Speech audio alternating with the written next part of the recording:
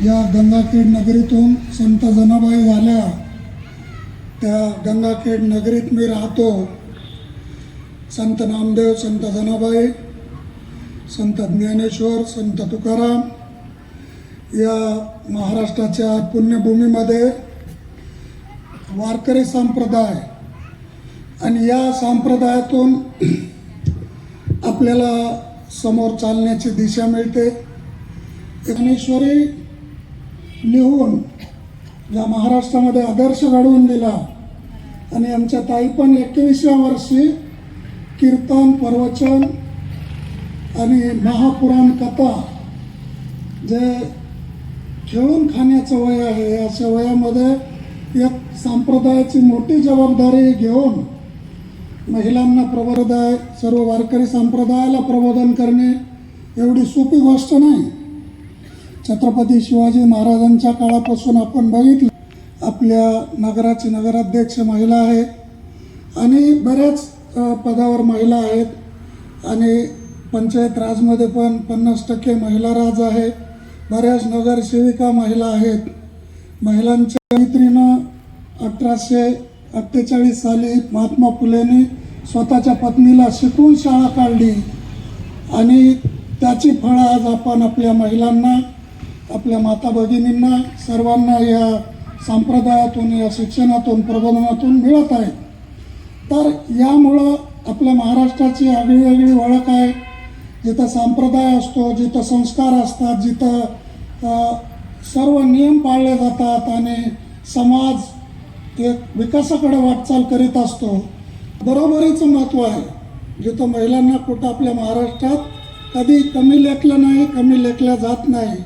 इथं आपण बघतो की 75% महिला आणि 25% पुरुष आहेत. तर महिलांना लहान मुलापासून आपली पहिली शाळा गुरुकुल आपलं घर आहे. घरी पहिली आपली शिक्षिका आपली आई आहे. आपली आईपासून संस्कार शिकून आपण पुन्हा समाजात काम करत असतो. ज्या आईनं आपल्या मुलाला चांगलं शिकवलं, संस्कार शिकवले, सर्व धडे दिले, तर आपण कुठेही पुढं कमी पडत नाही. आणि ताईच्या आईवडिलांचं पुण्य आहे की त्यांनी एवढ्या मोठ्या महाराष्ट्रातल्या सर्व मोठमोठ्या कार्यक्रमामध्ये प्रबोधन करतात. ताई, खरंच तुम्ही पुढं खूप मोठ्या व्हाल. तुमच्या पाठीशी सर्व समाज आहे. सर्व समाजातील माता भगिनी आणि इथं सर्व जे मान्यवर उपस्थित आहेत, अशा सर्व महाराष्ट्रातल्या मान्यवरांचे, माता भगिनीचे आशीर्वाद तुमच्या पाठीशी आहेत.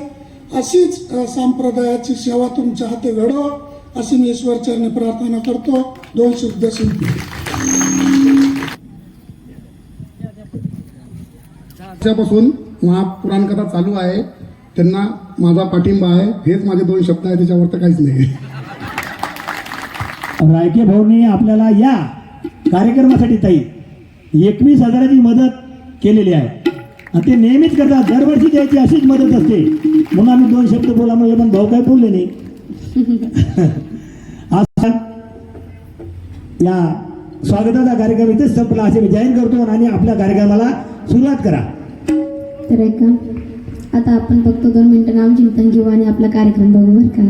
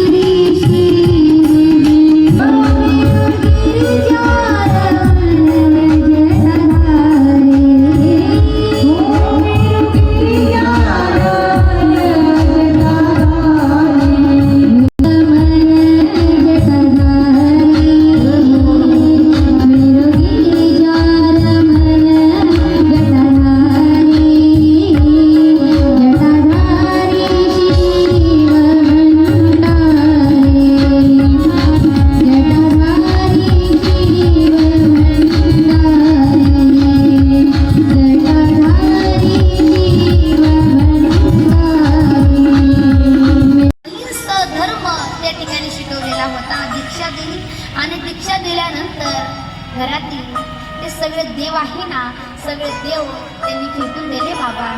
आता जी शिवबाबाची पूजा करायची, जो शिवबाबाची पूजा करतो ना, माझ्या भोले बाबाची पूजा करतो, तो अनेक संकटातून पार जातो. कितीही संकट त्यांच्या जीवनामध्ये येऊ द्या, अनेक संकटातून मुक्ती त्याला प्राप्त होते. म्हणून काही झालं तरी चालेल, पण भोले बाबाची पूजा आपण कधीच सोडायची नाही. कितीही विघ्न येऊ द्या, कितीही संकट येऊ द्या, ऐका, ज्या वेळेला आपण आध्यात्मिकता आपल्या जीवनामध्ये आणतो ना, ज्या वेळेला आपण पूजा करतो, ज्या वेळेला भगवान परमात्म्याची पूजा करायला जातो, अनेक विघ्न आपल्याला येतात. कोणकोणती विघ्न येतात सांगता येत नाही बाबा. संसारातले असतील, प्रपंचामधले अनेक विघ्न येतात.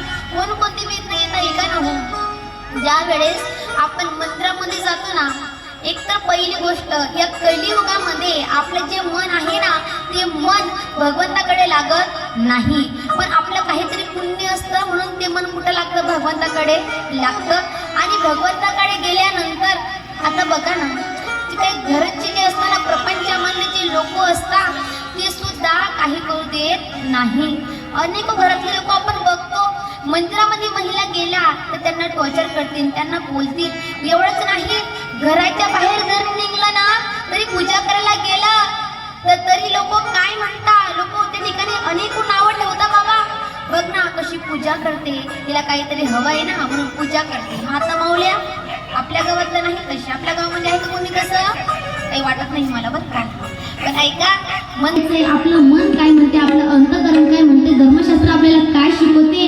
म्हणून भगवान परमात्म्याची पूजा आपण करणं या ठिकाणी सोडवायचं नाही.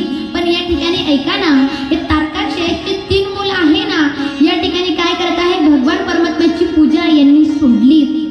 जोपर्यंत भोले बाबाची पूजा करायचे, भोले बाबा त्याच्या संकट ठिकाणी निवारायचे, पण आता भोले बाबा सुद्धा पूजा करत नाही आहे ना ते. म्हणून आता काय केलं, सगळे देवता गेले आणि सांगितलं देवा, तर ते उन्मत्त झाले, त्याचा संहार करा. ते काय करत आहे, ते श्रेष्ठत्वाला जात नाही आहे, ते तुम्हाला शरण जात नाही, तुम्ही काय करा, त्यांच्या ठिकाणी उद्धार करा.